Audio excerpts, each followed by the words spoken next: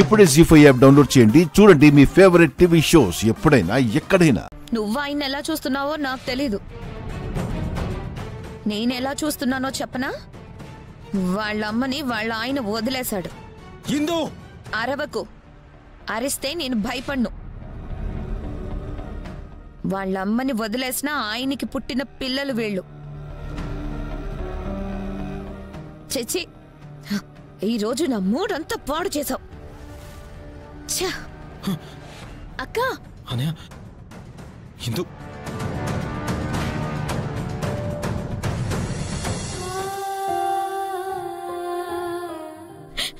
అన్నయ్య నన్ను క్షమించు అన్నయ్య. ఏంటమ్మా పిచ్చితనం? క్షమించు. ఇందులే ఏం చేస్తాను? ఇందు అరే ఏమైందమ్మా?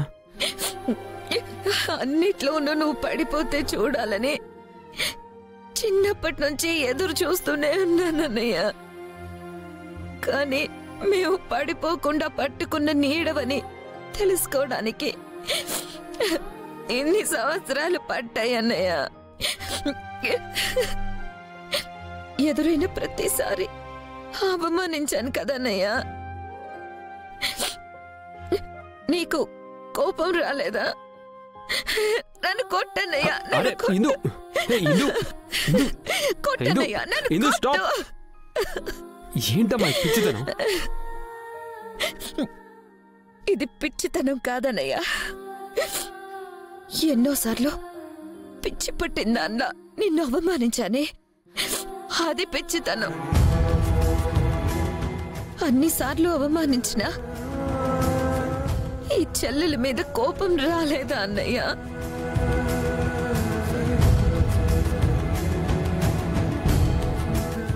నువ్వే అంటున్నావు కదమ్మా, చెల్లివని. చెల్లివి చిన్నపిల్లవి అయినప్పుడు నీ మీద నాకెందుకు కోపం ఉంటుంది?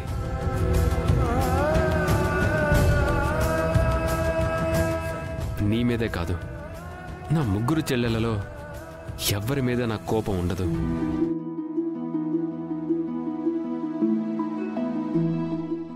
నా కోపం అంతా కేవలం మీ నాన్న మీదే.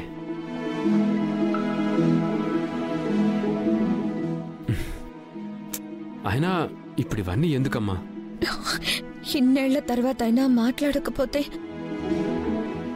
ఇంకెప్పుడు కళ్ళు తెరుచుకుంటానన్నయ్య? ఇస్తానన్న కట్నం అపూర్వ అత్తయ్య చేత ఇప్పించలేక మా అమ్మ నాన్న నిస్సహాయ స్థితిలో ఉండిపోతే నువ్వే కదన్నయ్య కట్నం ఇచ్చి నా కాపురం నిలబెట్టావు.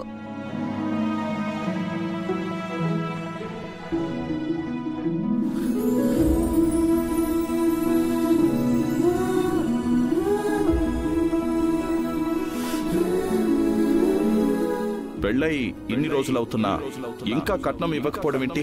వీళ్ళకి ఆ 2 కోట్లు ఇచ్చి పంపించు. మాకు ఎలాంటి కట్నం వద్దండి. ఓహో, వాళ్ళు వద్దని చెప్పింది ఇందుకోసమా?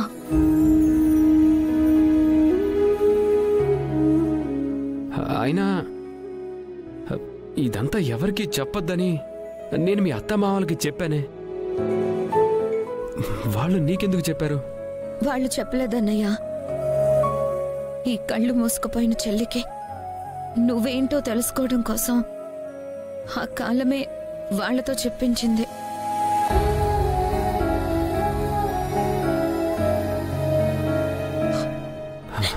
సరే, ఓకే, కూల్. ఏడిస్తే చూడాలనుకునేవాడు అన్నయ్య కాలేడు. ఈ కట్నం సంగతి నీ మనసులోనే దాచుకో. థ్యాంక్ యూ అన్నయ్య.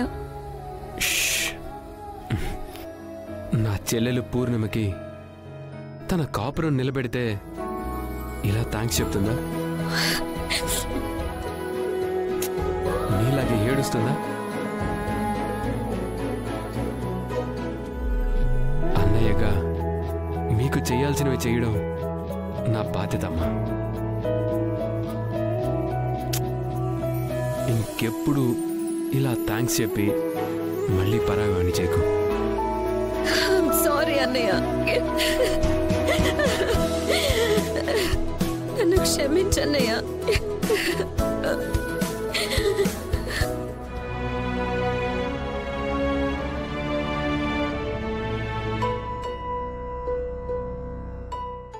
నిజంగా ఐమ్ సారీ అన్నయ్య. Okay okay.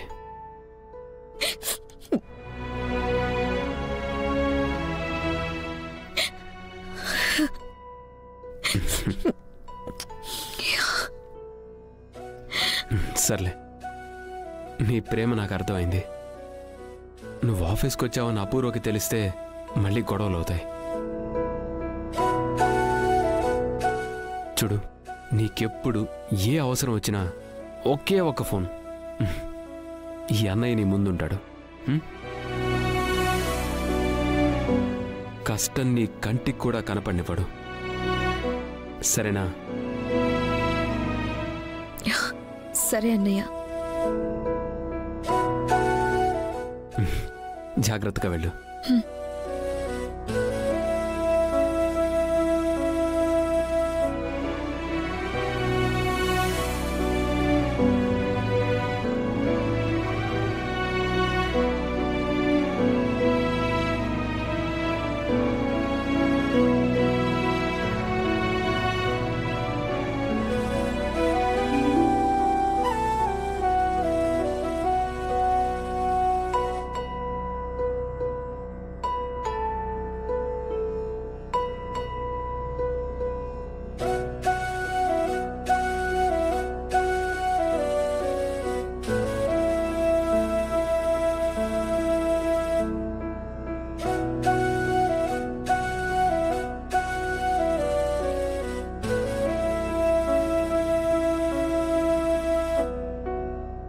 అంత పెద్ద ఆఫర్ వస్తే నువ్వు ఇంకా ఈ జాబ్లో ఉండడం ఏంటి? నీకేమైనా పిచ్చా?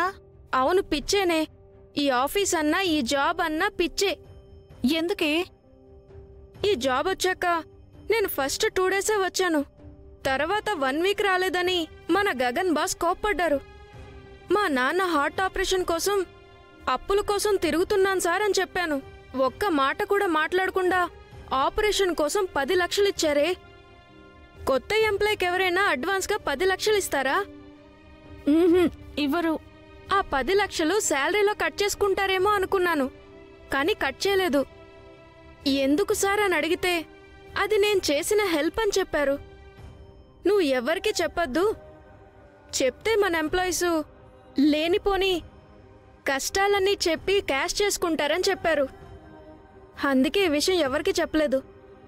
ఈరోజు మా నాన్న బ్రతుకున్నాడంటే మన గగన్ బాస్ అనే కారణం. ఇప్పుడు చెప్పవే, నాకు కొత్తగా వచ్చిన ఆఫర్ గొప్పదా, ఈ జాబ్ గొప్పదా? గగనానికి భువనం, భువనానికి గగనం, మన కోసం మనమంటూ నిలిచాయిలా. జీ5 యాప్ డౌన్లోడ్ చేసి అన్ని ఎపిసోడ్స్ పూర్తి ఉచితంగా చూడండి.